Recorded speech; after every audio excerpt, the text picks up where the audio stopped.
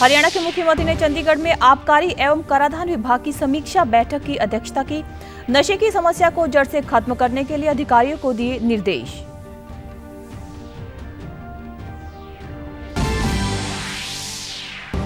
पंजाब के मुख्यमंत्री ने संगरूर की दिड़बा मंडी में अति आधुनिक बहुमंजिला सब डिविजनल कॉम्प्लेक्स का किया उद्घाटन।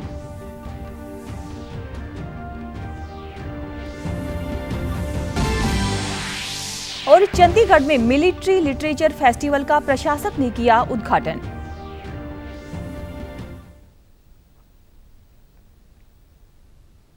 नमस्कार, चंडीगढ़ से आपका स्वागत है। मैं हूं पायल। अब समाचार विस्तार से। हरियाणा के मुख्यमंत्री नायब सिंह सैनी ने चंडीगढ़ में आबकारी एवं कराधान विभाग की समीक्षा बैठक की अध्यक्षता की। मुख्यमंत्री ने आबकारी एवं कराधान विभाग के अधिकारियों को निर्देश देते हुए कहा कि प्रदेश में किसी भी प्रकार की टैक्स चोरी करने वाले व्यक्ति या फर्मों की जानकारी देने वालों को सरकार की ओर से पुरस्कार दिया जाएगा। मुख्यमंत्री ने प्रदेश में नशे की समस्या को जड़ से खत्म करने के लिए भी अधिकारियों को निर्देश देते हुए कहा कि एक पोर्टल विकसित किया जाए जिस पर कोई भी व्यक्ति नशा तस्करी की सूचना दे सके। ऐसी सूचना देने वाले व्यक्ति को भी सरकार की ओर से पुरस्कार दिया जाएगा। सूचना देने वाले व्यक्ति की जानकारी भी गुप्त रखी जाएगी। मुख्यमंत्री ने कहा कि नशा तस्करी को रोकने के लिए आबकारी एवं कराधान विभाग के अधिकारी हरियाणा राज्य नारकोटिक्स कंट्रोल ब्यूरो व पुलिस के साथ तालमेल बनाते हुए मिलकर कार्य करें ताकि नशे की समस्या को जड़ से खत्म किया जा सके। नकली शराब बनाने और इसकी तस्करी में संलिप्त लोगों पर कार्यवाही करने के संबंध में निर्देश देते हुए मुख्यमंत्री ने कहा कि ऐसे व्यक्तियों द्वारा काली कमाई से अर्जित की गई संपत्तियों को भी अटैच करने की दिशा में भी कार्यवाही की जाए। मुख्यमंत्री ने कहा कि छोटे व्यापारियों की लंबित टैक्स राशि के मामले को निपटाने के लिए एक मुश्त निपटान योजना भी लाई जाए। बैठक में बताया गया कि ओवरऑल जीएसटी संग्रहण के मामले में हरियाणा देश में 5वें स्थान पर है, जबकि बड़े राज्यों की श्रेणी में प्रति व्यक्ति जीएसटी संग्रहण के मामले में हरियाणा देश में मुख्य राज्यों में पहले स्थान पर है। पंजाब के मुख्यमंत्री भगवंत मान ने कल पंजाब के जिला संगरूर के दिड़बा मंडी में 10.80 करोड़ रुपए की लागत से 18 महीनों के रिकॉर्ड समय में बने अति आधुनिक बहुमंजिला सब डिविजनल कॉम्प्लेक्स जनता को समर्पित किया। इस 4 मंजिला इमारत में एसडीएम, तहसीलदार, बीडीपीओ, डीएसपी, सीडीपीओ और अन्य कार्यालय भी होंगे। सब डिविजनल कॉम्प्लेक्स को समर्पित करते हुए मुख्यमंत्री ने कहा कि लोगों की सुविधा के लिए राज्य भर में ऐसे आधुनिक तहसील कॉम्प्लेक्स बनाए जा रहे हैं। मई 2023 ਇੱਥੇ ਆਏ ਸੀ, ਉਦਘਾਟਨ ਕਰਕੇ ਗਏ ਸੀ ਕਿ ਇੱਕ ਤਹਿਸੀਲ ਬਣਾਵਾਂਗੇ, ਇੱਕ ਦਫ਼ਤਰ ਬਣਾਵਾਂਗੇ ਜਿੱਥੇ ਸਾਰੇ ਦਫ਼ਤਰ ਇਕੱਠੇ ਹੀ ਹੋਣਗੇ ਇੱਕੋ ਛੱਤ ਥੱਲੇ। ਤੇ ਆਓ ਗੱਡੀਆਂ ਖੜਨ ਨੂੰ ਜਗ੍ਹਾ ਹੈ, ਵਧੀਆ ਸ਼ਾਨਦਾਰ ਵੇਟਿੰਗ ਰੂਮ ਹੈ, ਇੱਕੋ ਛੱਤ ਥੱਲੇ ਸਾਰੇ ਕੰਮ ਹੋਣਗੇ। ਤੇ ਆਪਣਾ ਜੋ ਵੀ ਪਟਵਾਰੀ ਵੀ ਇੱਥੇ ਹੈ, ਡੀਐਸਪੀ ਵੀ ਇੱਥੇ ਹੈ, ਐਸਡੀਐਮ ਸਾਹਿਬ ਵੀ ਇੱਥੇ ਹੈ, ਤਹਿਸੀਲਦਾਰ ਵੀ ਇੱਥੇ ਹੈ, ਸਾਰੇ ਦਫ਼ਤਰ ਇੱਥੇ ਨੇ। ਇੱਥੇ ਆ ਕੇ ਆਪਣਾ ਕੰਮ ਕਰਵਾ ਕੇ 2-4 ਘੰਟੇ ਜੋ ਵੀ टाइम काम पे डिपेंड करता है, अपना आराम ना करे जाओ। मुख्यमंत्री ने कहा कि उनके लिए गर्व और संतोष की बात है कि अब तक 49,427 युवाओं को सरकारी नौकरियां दी जा चुकी हैं और 3 दिसंबर को पटियाला में 700 अन्य उम्मीदवारों को नियुक्ति पत्र सौंपे जाएंगे। मुख्यमंत्री ने यह भी कहा कि इन युवाओं को पूरी तरह से योग्यता के आधार पर नौकरियां मिली हैं। भगवंत मान ने कहा कि भर्ती प्रक्रिया पूरी तरह से निष्पक्ष और पारदर्शी तरीके से संपन्न की गई है। 49,427 नौकरियां दे के आ तुहाडा पुत्त, तुहाडा भतीजा, तुहाडा छोटा वड्डा भाई तुहाडे सामने खड़ा है। 49,427 ते 3 तरीक नूं पटियाले 700 तो वध हो रहे, 50,000 हो जूगी पर 3 तरीक नूं 50,000 सरकारी नौकरी। एक बंदा उठ के कह दे कि 1 रुपया लग्या होवे जां किसी मंत्री दी जां एमएलए दी सिफारिश पाउणी पै गई होवे। पंजाब के कृषि और किसान कल्याण मंत्री गुरमीत सिंह खुडिया ने जानकारी देते हुए कहा कि इस खरीफ सीजन के दौरान राज्य में पराली जलाने के मामलों में 70% की बड़ी कमी दर्ज की गई है। उन्होंने बताया कि 30 नवंबर तक पंजाब में पराली जलाने के कुल 10,909 मामले सामने आए हैं। यह संख्या 2023-24 सीजन में दर्ज 36,663 मामलों की तुलना में काफी कम है। कृषि मंत्री ने कहा कि कृषि क्षेत्र में फसल अवशेष प्रबंधन मशीनरी के बढ़ते उपयोग के कारण पराली जलाने के मामलों में यह कमी दर्ज की गई है। उन्होंने बताया कि किसानों को सब्सिडी पर 22,582 CRM मशीनों के लिए मंजूरी पत्र जारी किए गए, जिसमें से 16,125 मशीनें किसानों द्वारा खरीदी जा चुकी हैं। इसके अलावा छोटे और सीमांत किसानों की भी CRM मशीनों तक पहुंच सुनिश्चित करने के लिए 722 कस्टमर हायरिंग सेंटर स्थापित किए गए हैं। इस वर्ष पराली जलाने से बचने वाले किसानों की प्रशंसा करते हुए कृषि मंत्री ने कहा कि हमारी आने वाली पीढ़ियों के लिए पर्यावरण को सुरक्षित करना हमारी सामूहिक जिम्मेदारी है, क्योंकि पराली जलाने से न केवल वायु प्रदूषण होता है बल्कि भूमि की उर्वरक शक्ति भी कम होती है। पंजाब की भूमि और जल संरक्षण मंत्री बरिंदर गोयल ने कल मैक्सीपा में भूमि व जल संरक्षण विभाग के अधिकारियों के साथ आयोजित प्रथम समीक्षा बैठक को संबोधित किया। इस समय उन्होंने आधुनिक जल प्रबंधन रणनीतियां तैयार करने और व्यापक किसान जागरूकता कार्यक्रम की आवश्यकता पर जोर दिया।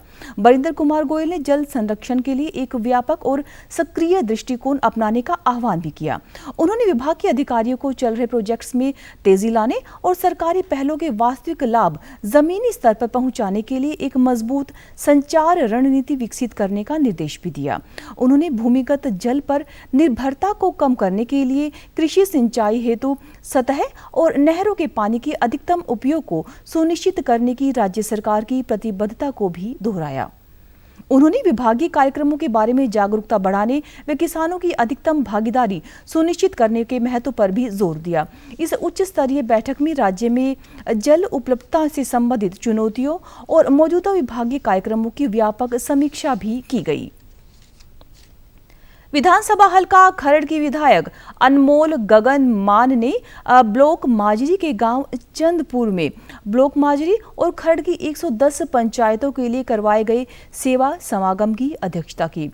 अनमोल गगन मान ने ब्लॉक माजरी और खरड़ ब्लॉक की नवनियुक्त पंचायतों को अपील करते हुए कहा कि वे अपने गांव का रूप बदलने के लिए पूरी ईमानदारी के साथ काम करें। उन्होंने पंचायतों से अपील की कि वे अपने गांव के विकास के लिए पंचायती विभाग और प्रशासन से पूरा तालमेल रखें और यदि उन्हें कोई समस्या आती है तो वह उनसे संपर्क कर सकता है। इस अवसर पर उन्होंने अधिकारियों को निर्देश दिया कि हल्के के सभी गांवों के मैदानों में ओपन जिम लगाने के साथ साथ तालाबों और गलियों व नालियों की सफाइयों पर भी पूरा ध्यान दिया जाए। इसके साथ ही उन्होंने कहा कि चंडीगढ़ के नजदीक होने के कारण इलाके की शामलाट जमीनों पर हो रहे अवैध कब्जों को छुड़ाकर गांव की पंचायतों को वापस सौंपा जाए। अनमोल गगनमा ने स्पष्ट किया कि जो लोग शामलाट जमीनों पर कब्जा कर रहे हैं और अपने निजी लाभ के लिए सरकारी नाम का दुरुपयोग कर रहे हैं, उनके खिलाफ कानूनी कार्यवाही की जाएगी। इस मौके पर गांव की पंचायतों द्वारा अपनी समस्याओं और मांगों को विधायक के सामने रखा गया, जिस पर अनमोल गगनमा ने अधिकतम समस्याओं का मौके पर ही समाधान किया। चंडीगढ़ शहर में 2 दिवसीय मिलिट्री लिटरेचर फेस्टिवल शुरू हो चुका है। इस साल फेस्टिवल का 8वां संस्करण करवाया जा रहा है। इस फेस्टिवल का मुख्य विषय कारगिल युद्ध में भारत की जीत की 25वीं वर्षगांठ के ऊपर आधारित है। कल इस फेस्टिवल की शुरुआत के उपलक्ष्य में करवाए गए एक समारोह में पंजाब के राज्यपाल और चंडीगढ़ के प्रशासक गुलाब चंद कटारिया समारोह में मुख्य अतिथि के तौर पर शामिल हुए। इस बार फेस्टिवल में संघर्ष के दौरान अपनी बहादुरी के लिए परमवीर चक्र से सम्मानित युवा अधिकारियों और सैनिकों के साहस को सम्मानित किया गया है। इस कार्यक्रम में पश्चिमी कमान द्वारा आयोजित एक भव्य सैनिक उपकरण प्रदर्शनी भी शामिल है, जिसमें भारत की रक्षा क्षमताओं को प्रदर्शित किया जाएगा। जैसा इसका नाम है सैन्य साहित्य, मैं सोचता हूं कि अपने इस उज्जवल इतिहास को जिस रूप में आपने इसको तैयार किया और आने वाली पीढ़ी को देने का प्रयत्न किया, ये इसकी सबसे बड़ी उपलब्धि है। साहित्य एक ऐसी चीज है जिसने देश को अतीत से लेकर वर्तमान तक और भविष्य तक जिंदा रखने की ताकत अगर किसी में है तो वो साहित्य है। एकेडमी के डायरेक्टर ने जानकारी देते हुए कहा कि हमारे करीब 200 कैडेट्स यहां आकर अमूल्य जानकारी प्राप्त कर रहे हैं। उन्होंने ऐसा सुअवसर प्रदान करने के लिए मिलिट्री लिटरेचर फेस्टिवल के आयोजकों का धन्यवाद भी किया। I'll just give you a short glimpse of each one of them. We have chosen as our main theme is the nuclear umbrella. And over the many few years ago, the nuclear umbrella has been tested and found wanting. Because conventional wars and others by non-state actors have proliferated across the world. इस अवसर पर चंडीगढ़ के सांसद मनीष तिवारी ने भी भारतीय सेना द्वारा बीते सालों में देश के लिए किए गए कार्यों पर प्रकाश डाला। Going to have profound implications on the specter of unipolarity / some semblance of multipolarity that we've seen since 2001. So the question is, has the old order passes? And since the new is yet to be born, are we in the age of monsters? And which are these monsters which India will have to tame first? Chandigarh में जिला चुनाव अधिकारी निशांत कुमार यादव ने पदभार ग्रहण करने के बाद सीलबंद इलेक्ट्रॉनिक वोटिंग मशीन गोदाम का निरीक्षण किया। यह निरीक्षण भारत के चुनाव आयोग द्वारा अनिवार्य मासिक समीक्षा का हिस्सा है। चंडीगढ़ के सेक्टर 18 में स्थित मुख्य चुनाव अधिकारी के कार्यालय के अपने दौरे के दौरान चुनाव अधिकारी ने पुष्टि की है कि ईवीएम गोदाम पर सील बरकरार थी।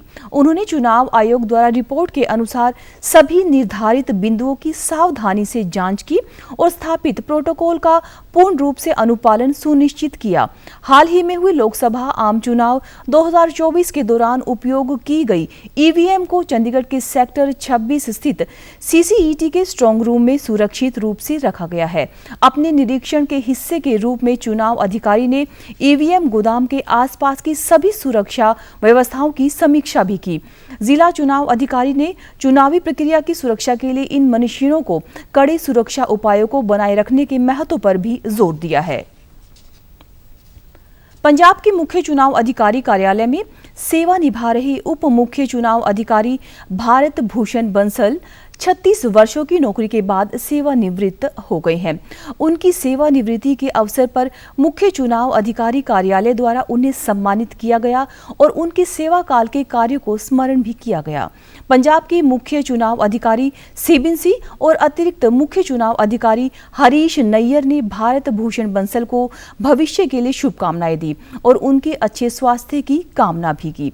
बता दें कि भारत भूषण बंसल ने 1989 में क्लर्क के रूप में नौकरी की शुरुआत की थी और वो विभिन्न पदों पर पदोन्नति पाते हुए डिप्टी सीईओ के रूप में सेवानिवृत्त हुए हैं, जो विभागीय पदोन्नति का सबसे उच्च पद है। अपने सेवाकाल के दौरान बंसल ने 7 विधानसभा चुनाव, 10 लोकसभा चुनाव, एसजीपीसी चुनाव, राष्ट्रपति चुनाव और बार काउंसिल चुनाव के अलावा कई उपचुनाव भी आयोजित करवाए हैं। चंडीगढ़ के टैगोर थिएटर में 19वां TFT winter national theatre festival आयोजित किया जा रहा है। इसके तहत चंडीगढ़ के मशहूर विजुअल आर्टिस्ट वरुण टंडन ने अपनी कलाकृतियों की नुमाइश की। वरुण टंडन ने बताया कि इस फेस्टिवल में उनकी 13 कलाकृतियां पेश की गई हैं। उन्होंने जानकारी दी कि उन्होंने पेंसिल से पद्म श्री ध्यानचंद व रविंद्रनाथ टैगोर की पेंटिंग, उनकी कविता गीतांजलि और पंजाबी कवियत्री अमृता प्रीतम की कविता आज आखा बारिश सानू लिखकर बनाई गई है, जिसको लोगों ने भरपूर प्रशंसा करके सराहा है। शोकेस कर रहे हैं। ये जो पोर्ट्रेट्स हैं, अगर मैं इनकी बात करूं, मेरे को मोटिवेट किया कि किस बंदे ने अपनी लाइफ में या अपने हमारे देश के लिए क्या किया। अगर मैं रविंद्रनाथ टैगोर जी की बात करूं, उनको नोबेल प्राइज़ मिला था। उन्होंने देश को अपनी लिटरेचर के जरिए बहुत कुछ दिया है। और अगर मैं बात करूं मदर टेरेसा की, उन्होंने गरीबों के लिए, बच्चों के लिए बहुत काम किया है। और अगर नेकचंद जी की बात करूं तो नेकचंद जी ने वर्ल्ड फेमस रॉक गार्डन बनाया। तो मैंने उस कॉन्सेप्ट को ध्यान में रखते हुए इन सब के जो पोर्ट्रेट्स हैं वो बना के इनको ट्रिब्यूट दी। इसके अलावा इस फेस्टिवल में निर्देशित सुभाषीष ने योगी का नाटक द रे ऑफ होप भी पेश किया गया। इस नाटक का थीम हमारी शिक्षा प्रणाली पर आधारित था। और आप हमारे समाचार YouTube channel DD news Chandigarh, Facebook DD news Chandigarh और social media X DD news CHD पर भी देख सकते हैं। समाचारों में आज के लिए बस इतना ही। नमस्कार।